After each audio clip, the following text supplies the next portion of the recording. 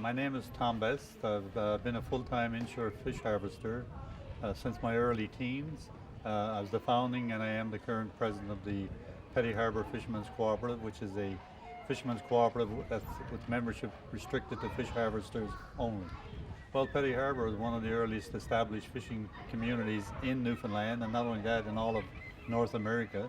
Back in the late 1500s, early 1600s, people came here from Europe to fish. And then later on, people settled here in the early 1600s and mid 1700s.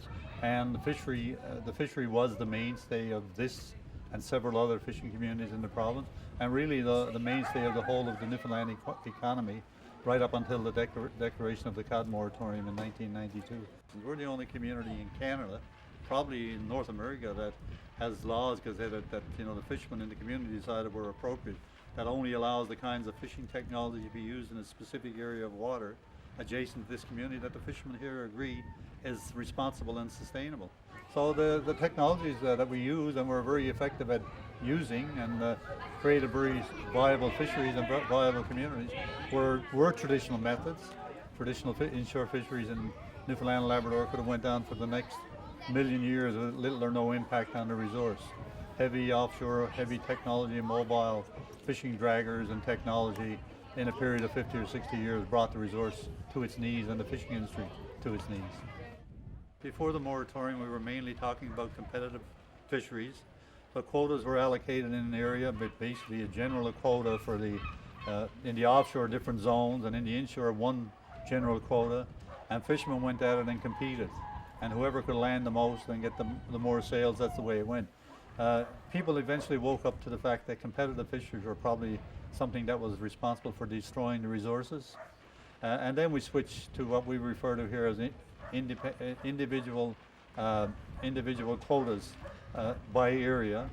Everybody gets a chance to catch their quota, so it's quite fair to everyone, but it's not, when you look at competitive aggressive fisheries and aggressive fish harvesters, the guys that were really good at it have kind of been brought down 10 or 12 levels to the equivalent of anyone who really wasn't aggressive at it. So there's a little bit of an issue with it, but it's far more from the point of view responsible when it comes to how we fish, and the fact that it's more conducive to sustainable fisheries.